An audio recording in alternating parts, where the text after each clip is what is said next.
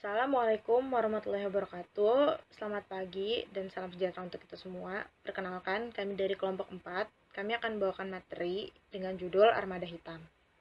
Untuk anggota kelompoknya itu terdiri dari 2 orang. Yang pertama saya sendiri, Azhar Ramadhani, dan rekan saya yaitu Putri Amanda Zumaya. Untuk materi pembahasannya, itu tentu saja kami mengambil dari beberapa referensi, dengan referensi utama buku berjudul Armada Hitam, karya Rupert Lockwood. Dengan kami membaginya menjadi 6 pembahasan. Yang pertama, kedatangan Belanda di Australia, lalu ada upaya Belanda pasca kemerdekaan Indonesia, respons Indonesia, respon Australia, peristiwa Esperance Bay dan HMAS Manora, dan perubahan politik luar negeri Australia. Oke, Armada Hitam sendiri merupakan sebuah peristiwa berupa pemboikotan dari pelabuhan-pelabuhan Australia terhadap kapal-kapal kepemilikan Belanda yang terdiri dari kapal dagang, kapal penumpang, kapal perindustrian, kapal tanker, kapal berkas, kapal pendarat, dan termasuk pula armada darat dan udara yang berlatar belakang pemogokan oleh para pekerja pelabuhan dalam serikat pekerja yang berkenaan dengan usaha dekolonialisasi Belanda di Indonesia pada tahun 1945 sampai 1949.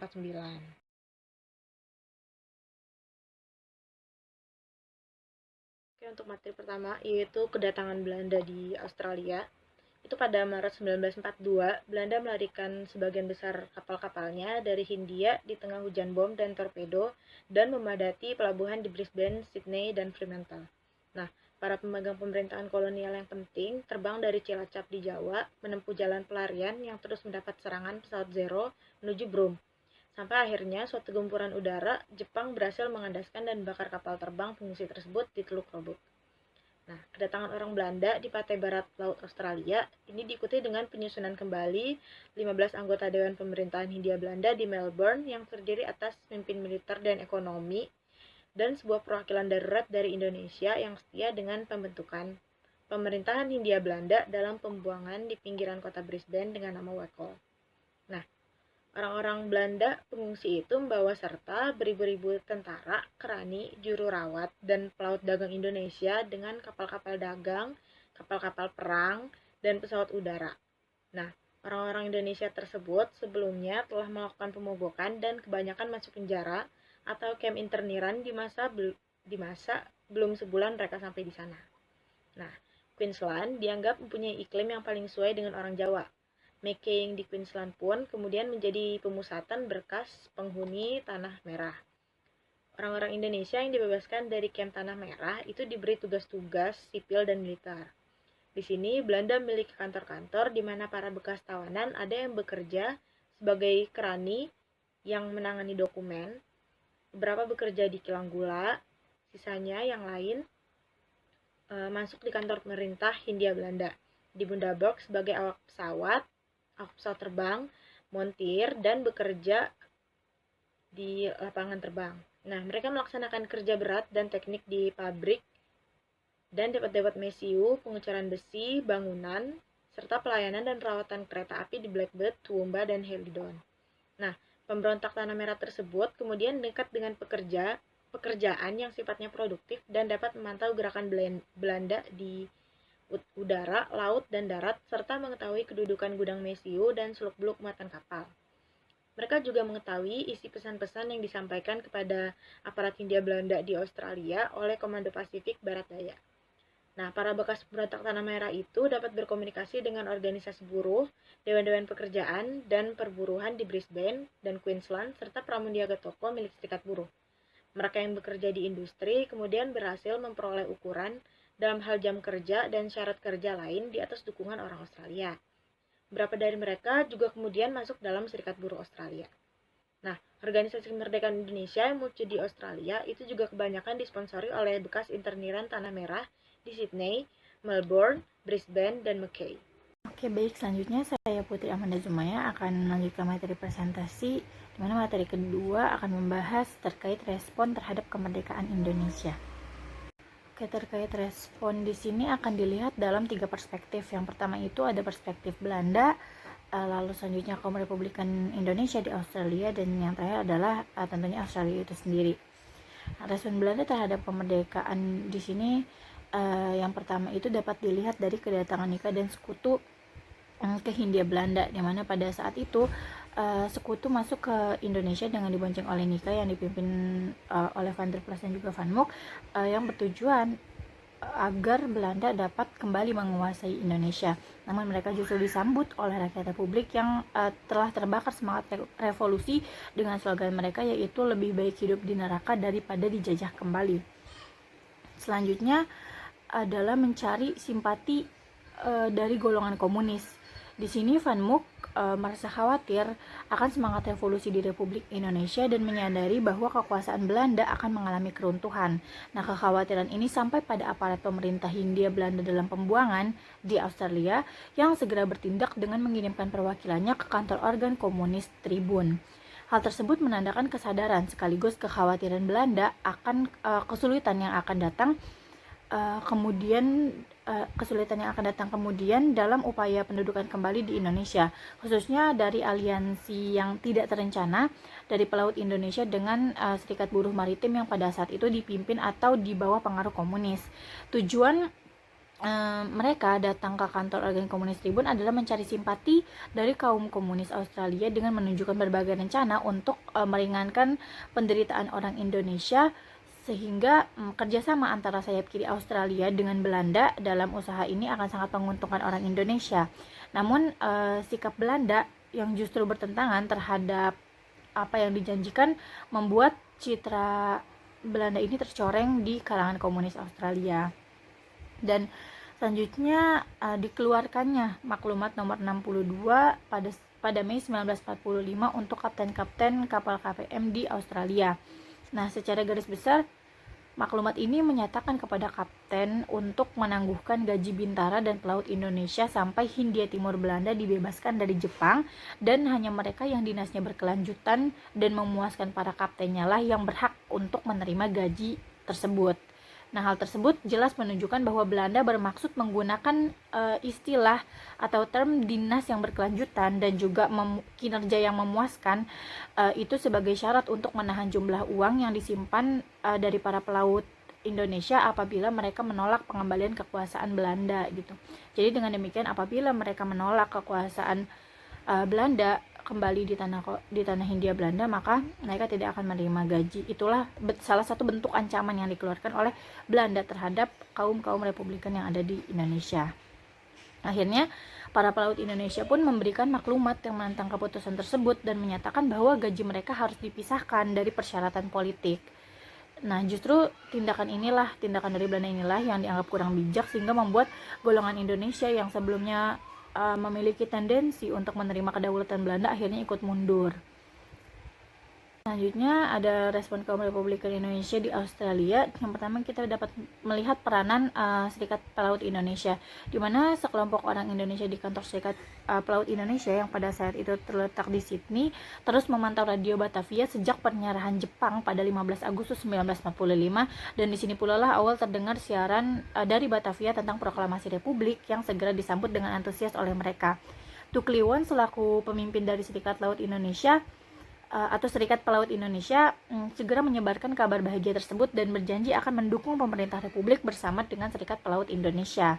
Selanjutnya ada antusiasme ex-internan Tanah Merah terhadap Republik berdasarkan pernyataan dari Gwyn Williams yang pada saat itu merupakan salah seorang guru yang ditugaskan untuk mengajar bahasa Inggris bagi para ex-internir Tanah Merah. Dan yang selanjutnya ada organisasi Republik. Di sini kantor Komite Sentral Kemerdekaan di Brisbane dan organisasi ex-internan Tanah Merah di Mackay mengadakan kontak dengan orang-orang Indonesia di berbagai camp, pangkalan udara maupun proyek di penjuru Australia dan menjadikan Brisbane sebagai ibu kota bayangan bagi orang-orang Republik. Pada perkembangannya, aliansi ini mulai mencetak berbagai pamflet yang menunjukkan semangat perjuangan untuk mendukung kemerdekaan, tidak hanya untuk warga Indonesia di Australia, melainkan juga untuk mereka yang berada di Amerika, Timur Tengah, maupun India. Selanjutnya terkait respon dari Australia terhadap kemerdekaan Indonesia. Respon dari Australia sendiri sudah terlihat ya dari sebelum kemerdekaan diproklamirkan. Yang pertama ada statement dari Alan Fraser pada Mei 1945, di mana Fraser sendiri merupakan anggota parlemen yang berasal dari Partai Buruh. Ia menyatakan bahwa situasi Indonesia berada dalam keadaan bahaya besar dan menyampaikan kekhawatiran kekhawatiran masyarakat Indonesia pada saat itu akan kembali kepada kondisi yang tidak memuaskan setelah penyerahan Jepang dan kembalinya Belanda. Ia menginginkan adanya jaminan dari pemerintahan Kertin agar orang Indonesia di Australia ini tidak dikorbankan. Selanjutnya ada dari Perserikatan Australia Indonesia. Nah, warga negara Australia yang bersimpati terhadap nasib Republik mengadakan pertemuan dan membentuk Perserikatan Australia Indonesia yang dimana pengurusnya itu dipilih pada Juli 1945. Nah, tujuan perserikatan ini adalah memajukan budaya, olahraga, pendidikan, serta perdagangan erat dengan Indonesia dan turut mendukung upaya perjuangan kaum Republikan melawan kolonialisme Belanda. Hal tersebut dibuktikan dengan mengadakan siaran pro Indonesia melalui stasiun radio Sydney serta mencetak 2000 lembar manifesto politik RI untuk dibagikan kepada warga negara yang representatif. Selanjutnya ada juga dukungan atau respon dari kalangan eksportir Australia yang pada saat itu menunjukkan pabrik milik mereka kepada orang-orang Indonesia dan memberikan saran terkait industri Australia yang dapat membantu modernisasi pertanian Indonesia, dan mereka juga turut masuk atau bergabung dengan Perserikatan Australia Indonesia. Selanjutnya ada dari CPA atau Partai Komunis Australia yang telah menjalin kontak erat dengan orang-orang Indonesia bahkan sebelum periode kemerdekaan ya, dengan membantu organisasi para bekas buangan, menyelenggarakan kurir, dan kadang membantu secara finansial juga. Selain itu, melalui serikat-serikat buruh yang berada di bawah pengaruh mereka, mereka telah memberikan early warning untuk segera menyatakan sikap terhadap nasib Republik. Salah satunya melalui artikel dari R. Dickson, seorang pembantu sekretaris jenderal yang memang telah melakukan pendekatan oleh para pemimpin orang buangan Indonesia. Dickson menyatakan secara tegas bahwa Orde Lama di Asia Tenggara ini harus pergi atau harus ditinggalkan, dan kekuatan buruh harus bersatu untuk menunjukkan bahwa Australia pasti membela kemerdekaan dan kebebasan rakyat yang tertindas. Oke, next. Baik, selanjutnya setelah membahas terkait respon terhadap kemerdekaan Indonesia, akan dibahas materi terkait seputar peristiwa pemboikotan ya, peristiwa seputar pemboikotan. Dimana yang pertama, pada Agustus 1945, pemerintahan Hindia Belanda dalam pembuangan menjatuhkan pukulan fisik pertama dengan membuang kader-kader Indonesia yang penting, yaitu tokoh Republikan Indonesia yang berpengaruh ke kamp Tanah Merah di Gul yang waktu itu dibuka kembali. Dan tindakan ini tentunya meningkatkan sekutu Indonesia dan tentunya mencoreng lebih lanjut reputasi Belanda di Australia maupun di mata dunia gitu ya. Dan selanjutnya pada tanggal 1 September 1945, Komite Sentral dari Komite-Komite Kemerdekaan Indonesia menyatakan sebuah manifesto yang berisi pengenaan kembali kekuasaan Belanda yang tidak demokratis dan tak kenal belas kasihan kepada rakyat Indonesia tidak bisa diterima oleh rakyat kita.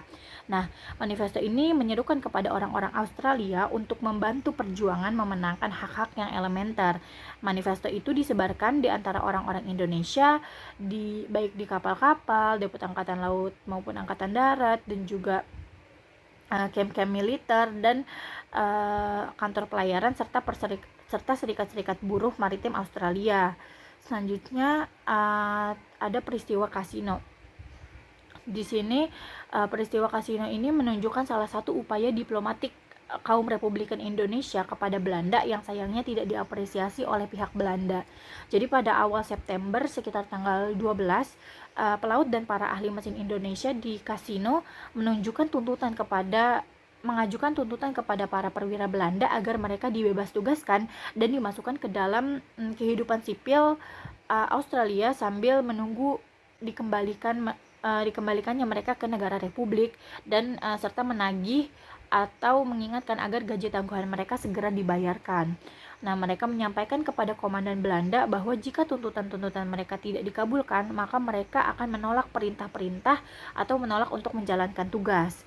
Namun, justru Belanda bersikap represif hingga melakukan penginterniran kepada mereka. Hal tersebut mengundang respon dari Dewan Pekerjaan dan Perburuhan Queensland yang sudah mengadakan kontak dengan orang-orang Indonesia di kasino sebelumnya. Akhirnya dilaksanakan pertemuan Dewan Perburuhan pada tanggal 19 September yang mengusulkan agar para pemberontak dipulangkan ke tanah air, atau jika memang ingin atau diharuskan tinggal di Australia, mereka harus dipekerjakan sebagai orang sipil yang sudah diberhentikan dari angkatan bersenjata dan mendapat upah berukuran Australia, upah yang layak gitu dalam standar Australia.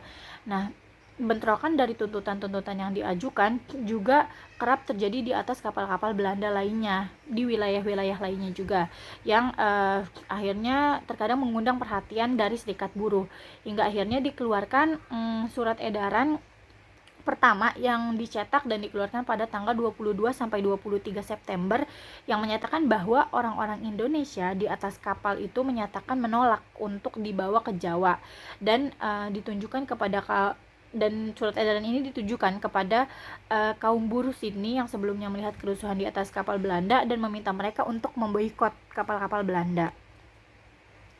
Nah, selanjutnya terkait pemogokan pada 24 September 1945.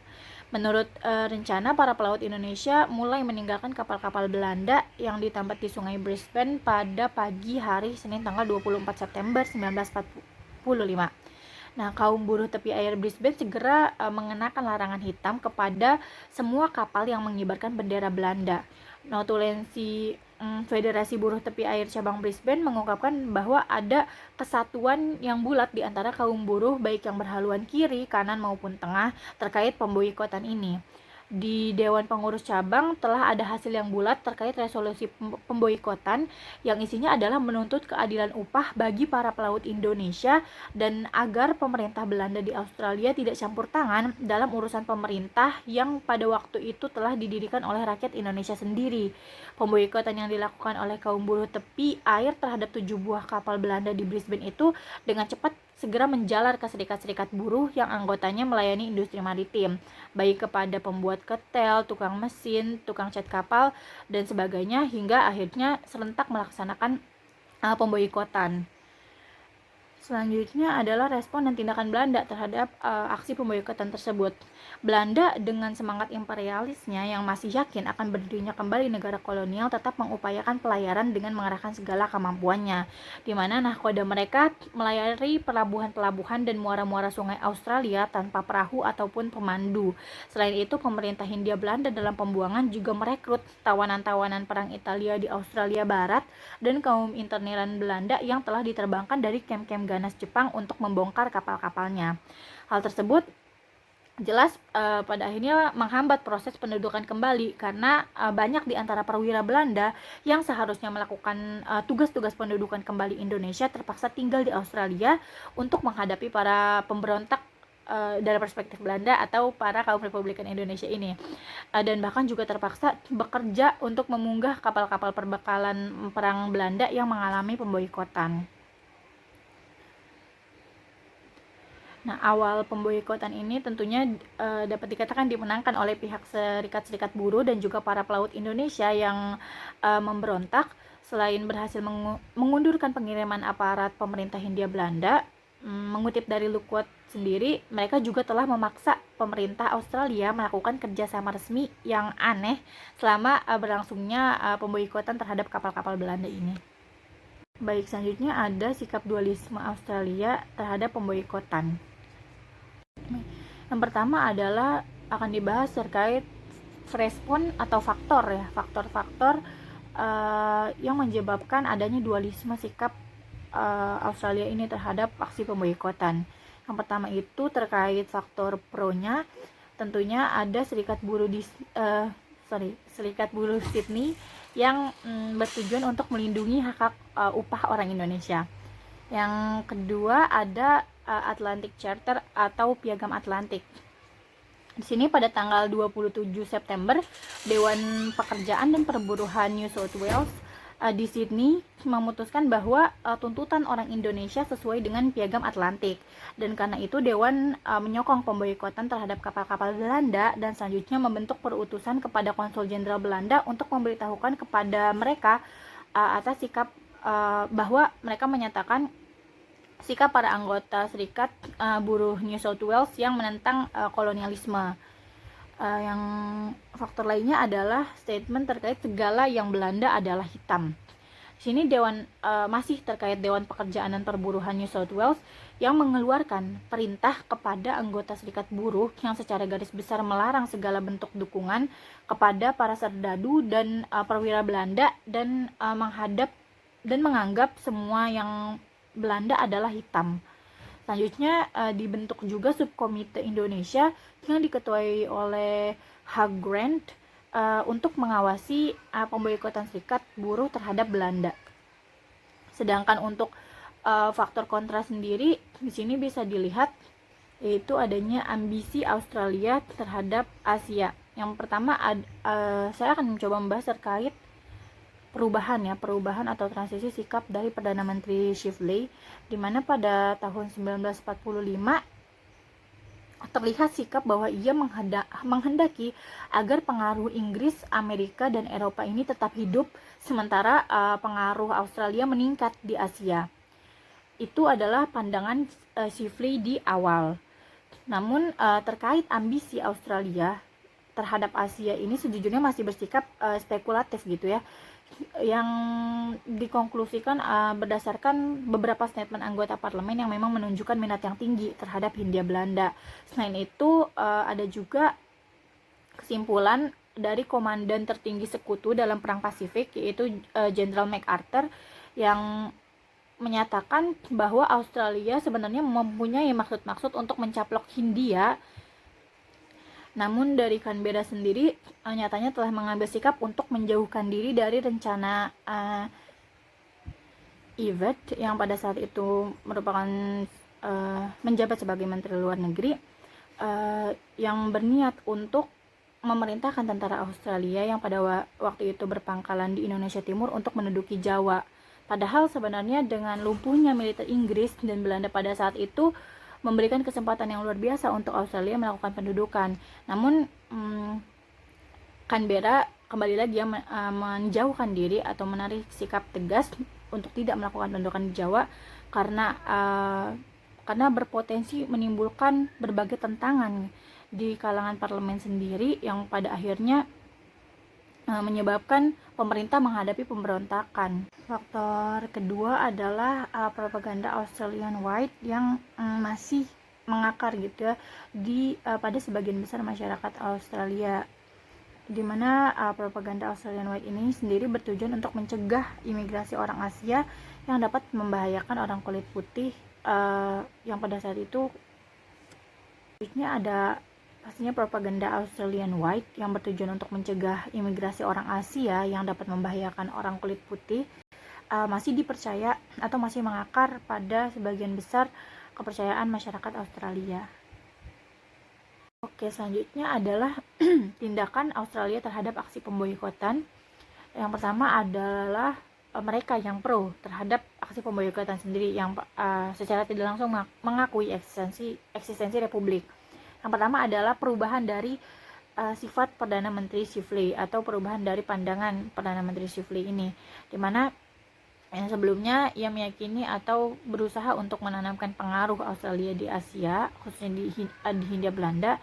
Ia sadar bahwa ambisi imperium tidak akan bertahan lama, maka akhirnya ia mulai menyusun anjuran kepada serikat-serikat buruh untuk menggunakan ototnya atau kemampuannya untuk menentang pengembalian kolonialisme. Sikap Chifley di sini tentunya menunjukkan sikap yang bertentangan dari sebagian besar anggota partainya. Namun ia menyatakan bahwa politik luar negeri Australia tidak bisa terus berada dalam lingkungan konfigurasi yang lama, dan Chifley sendiri di sini telah memberikan redefinisi dan juga reformulasi yang dibutuhkan sekali dalam politik terhadap Asia untuk menghilangkan kembali lagi eksklusivitas Barat. Baik, selanjutnya ada peran CPA, di mana kita di sini dapat melihat signifikansi peran CPA atau Komunis Parti Australia, di mana selain memanfaatkan serikat buruh, mereka juga telah memberikan bantuan khusus kepada komite-komite kemerdekaan Indonesia dalam melancarkan komunikasi antara berbagai kelompok orang Indonesia di Australia yang seringkali dipisahkan oleh jarak yang cukup jauh. Selain itu, CPA juga menyarankan orang Indonesia di Australia untuk menghindari penggunaan senjata dan sikap konfrontasi yang berpotensi menimbulkan pertumpahan darah. Karena meskipun aksi bersenjata itu dapat dikatakan sebagai self-defense bagi para kaum Republikan, tapi dapat dimanfaatkan oleh orang-orang pro-Belanda di Australia untuk menyebarkan kampanye untuk membenci orang-orang Indonesia, yang pada akhirnya menghambat perjuangan kaum Republikan itu sendiri. Dan selanjutnya ada reaksi masyarakat Australia dan dukungan internasional, dimana pada perkembangannya mulai meluas rasa simpati terhadap pemboikotan terhadap kapal-kapal Belanda ini. Nah, hal ini dikarenakan adanya realisasi dan rasionalisasi yang berkembang di kalangan masyarakat Australia sendiri, di mana bahwa jika orang Asia mampu membebaskan diri dari pajak imperium dan dapat memperbaiki tingkat industrialisasi serta meningkatkan tingkat melek huruf, mereka tidak akan lagi melontarkan pandangan ganas terhadap anugerah yang kini dimiliki oleh Australia. Dan pada perkembangannya, kehidupan nasional Australia bisa lebih stabil dengan terjalinnya hubungan dengan bangsa-bangsa Asia yang merdeka dan mengurangi dependensinya terhadap payung Inggris dan Amerika. Nah, aksi serikat buruh juga telah meningkatkan dukungan dan simpati internasional.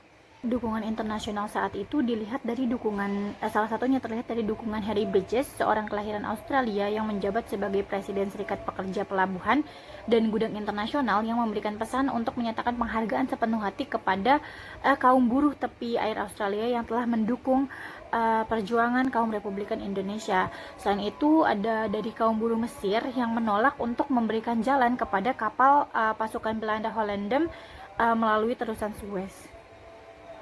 Dan respon-respon positifnya terus berdatangan dari negara-negara lain yang mengapresiasi tindakan serikat buruh terhadap bantuannya atas perjuangan kaum Republikan Indonesia di Australia.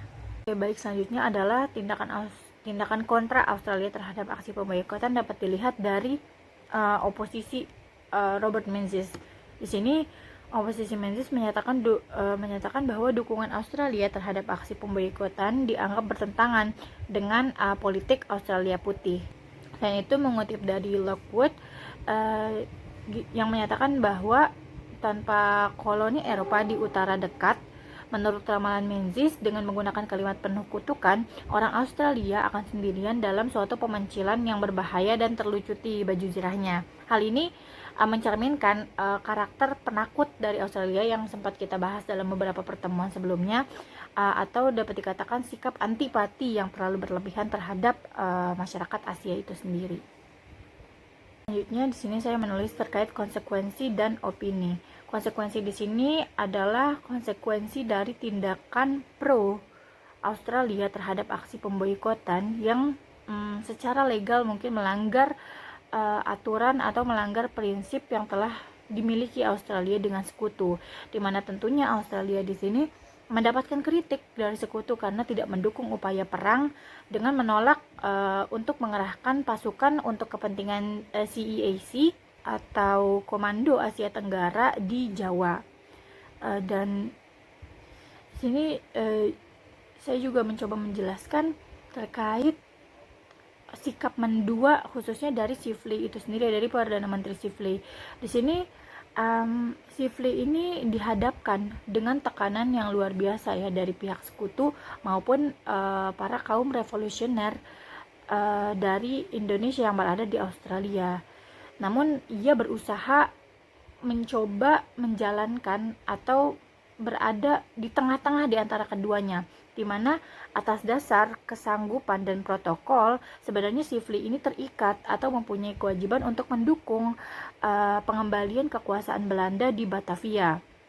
Dan Shively pun menjalankan perintah atau keharusan itu dengan memberikan atau memfasilitasi pemerintah Hindia Belanda dalam pembuangan, baik mulai dari pemberian suplai senjata, perbekalan maupun jasa. Tetapi kondisi pers dan juga tarikan revolusi nasional di Hindia yang sudah sampai di Australia akibat kemajuan komunikasi telah menyebabkan atau telah semakin membangkitkan semangat para peserta pemboikotan terhadap Belanda, baik dari serikat baik dari kaum Republikan itu sendiri maupun dari serikat buruh yang telah sangat mendukung aktivitas kaum Republikan itu sendiri. Dan maka dari itu di sini Shively bersama dengan Menteri Luar Negerinya Yvette, ia berusaha secara halus menggagalkan rencana-rencana Inggris Amerika untuk memberikan kembali hak-hak prerogatif prerogatif sebelum perang kepada Belanda. Dan tentunya perubahan haluan sikap dari Shively ini sebagaimana yang telah dijelaskan sebelumnya ya, didasari atau mungkin dipengaruhi oleh sikap realistis dari Shively itu sendiri.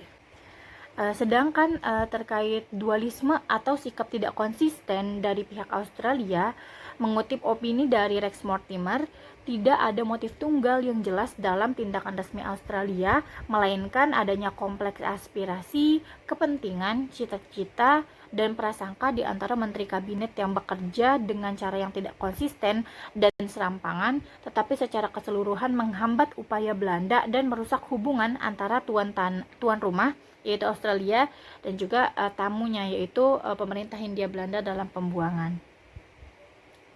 Baik, untuk materi selanjutnya akan disampaikan oleh rekan saya.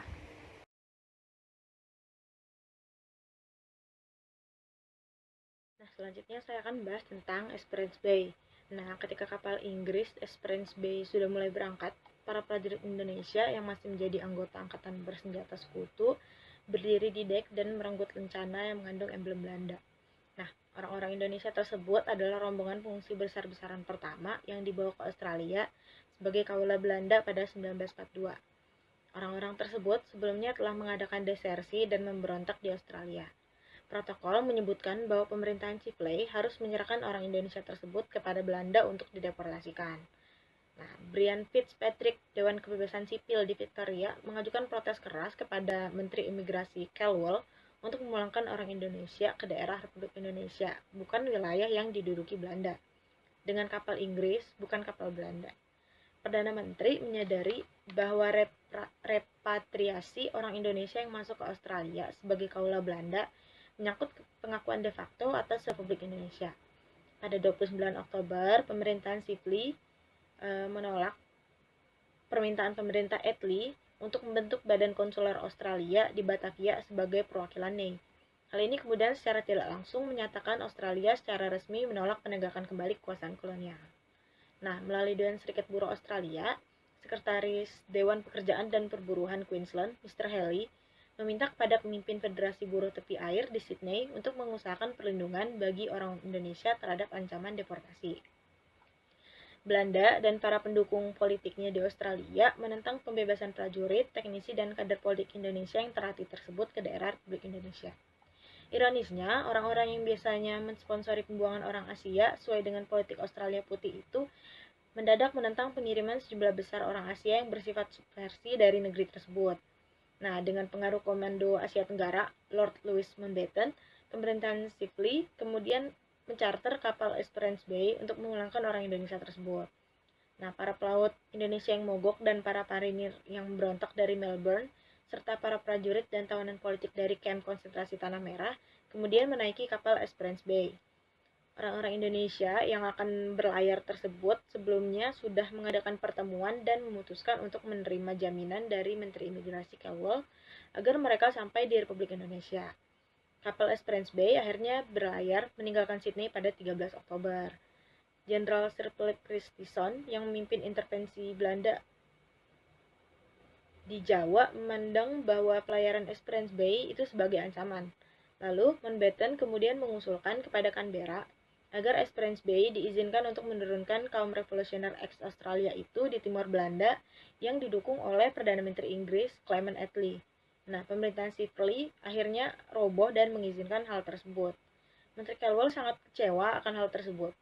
Belanda mendesak agar mereka diterima di kapal tersebut sekaligus menyatakan protes atas pemulangan orang Indonesia. Belanda menyatakan akan membiarkan pulangan tersebut asal beberapa di antara truk yang diboikot di Public Fort juga diangkut ke Jawa dan dengan demikian disetujui oleh pemerintah tersebut. Orang-orang Inggris dari SEAC dan Belanda kemudian menjuluki Esperance Bay sebagai muatan kekacauan. Selanjutnya itu HMAS Manura, itu merupakan sebuah kapal pantai yang diubah menjadi kapal pendarat. Kapal tersebut memunggah sekitar 800 orang penduduk Indonesia serta sejumlah kerabat keturunan Australia. Nah, pada 15 Oktober 1945, Dewan Perburuan Queensland mendapat pesan akan adanya 191 orang Indonesia yang hendak kembali ke tanah airnya. Nah, Manura kemudian singgah di Mackay dan menaikkan orang-orang yang selamat dari kamp Tanah Merah tersebut. Nah, Manura dalam perjalanannya di tahun 1946 dipimpin oleh Kapten Alan Patterson Cousin, yang ketika sampai di Tanjung Priok, Belanda memberikan ujian kepada Kapten Cousin untuk menyerahkan orang-orang Indonesia tersebut kepada yurisdiksi mereka. Nah, jawaban dari Kapten Cousin sendiri yaitu adalah menghubungi resimen Gurkha yang didaratkan di Jakarta oleh Inggris dan mengancam apabila orang Belanda bersikeras akan hal tersebut, maka ia akan meminta resimen Gurkha untuk mengawal pemulangan orang Indonesia.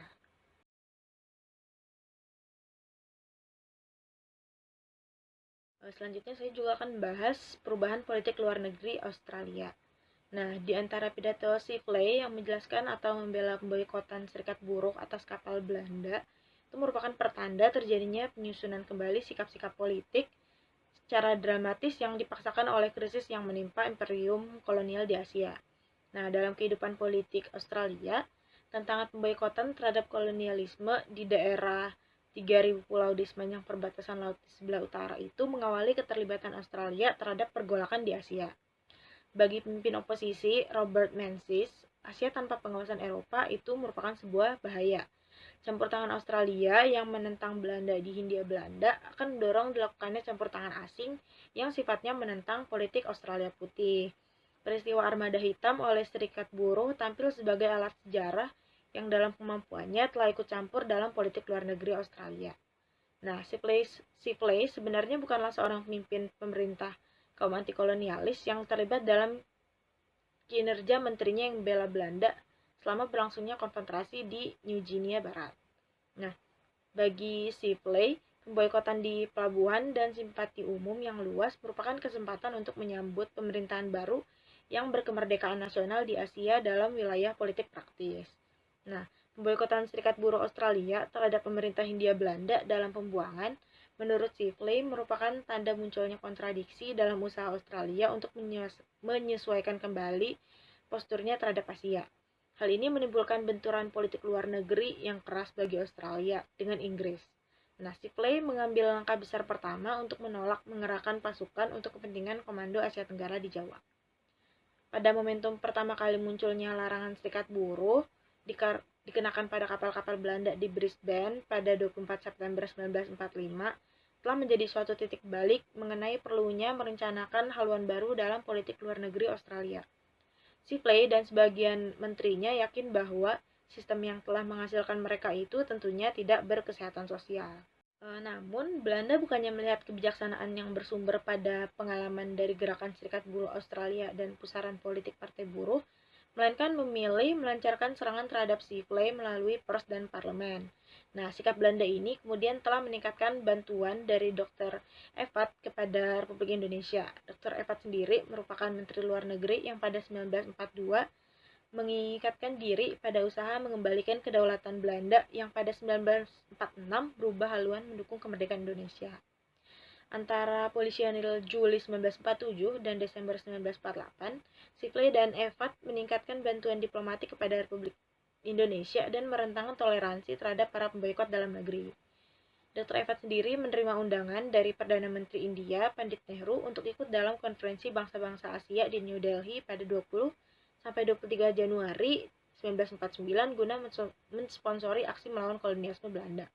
Nah, karena terjadinya pemboikotan atas organisasi perang Belanda pada tahun 1945 sampai 1949 dan karena pelayanan diplomatiknya yang penuh persahabatan kepada Republik Indonesia pada saat yang diperlukannya, maka sampai jatuhnya pemerintahan Sibley, Evatt pada Desember 1949, Australia tetap berada di luar prediksi para arsitek politik Australia Putih. Untuk peran Australia sendiri, Australia pernah berperan sebagai juru bicara Republik Indonesia. Nah, pada hari yang menyertai ofensif militer Belanda di 1947, pemerintah Sibley Evatt pertama kali bagi Australia dalam menjalin hubungan dengan Asia. Nah, gerakan anti kolonial di Australia itu memberikan perlindungan yang mencukupi bagi kebijaksanaan pemerintahan Sibley yang berusaha untuk memecahkan tradisi tersebut. Nah, hal ini kemudian berujung pada pencalonan dirinya sebagai juru bicara internasional. Republik Indonesia itu menyerukan Australia untuk mewakilinya dalam perundingan PBB untuk mengenai tekanan militer Belanda pada 25 Agustus 1947. Australia itu menyampaikan aksi abolisionis pertama kepada Dewan Keamanan PBB dan menuduh Belanda telah merusak perdamaian. Indonesia memilih Australia sebagai wakilnya dalam Komite Jasa-Jasa Baik dan Mr. Justice Richard C. Kirby dari Pengadilan Pendamai dan Arbitrase Persemakmuran ditunjuk oleh Dr. Evat. Nah, Sibley dan Dr. Evat menyetujui hubungan persemakmuran untuk Indonesia. Australia sendiri memberikan suara kepada pihak Republik Indonesia bersama dengan Uni Soviet dan Polandia. Baik, selanjutnya untuk kesimpulan yang dapat kami ambil dari presentasi kali ini adalah peristiwa Armada Hitam merupakan manifestasi dari kesadaran masyarakat akan kejahatan sistem kolonial dan pentingnya untuk merencanakan serta turut membangun tatanan dunia yang lebih baik dengan menjalin relasi yang konstruktif dan produktif secara global. Peristiwa ini telah menunjukkan bahwa aspek humanis masih belum mati di tengah masyarakat yang terbiasa berada di bawah payung imperialis. Selain itu, intervensi Australia dalam pemboikotan, baik secara langsung maupun tidak langsung, telah mengilhami perubahan haluan politik luar negeri Australia terhadap Indonesia. Berikut adalah referensi yang kami gunakan dalam presentasi kali ini. Terima kasih atas atensi teman-teman sekalian. Mohon maaf apabila ada kesalahan. Sekian presentasi dari kami. Wassalamualaikum warahmatullahi wabarakatuh.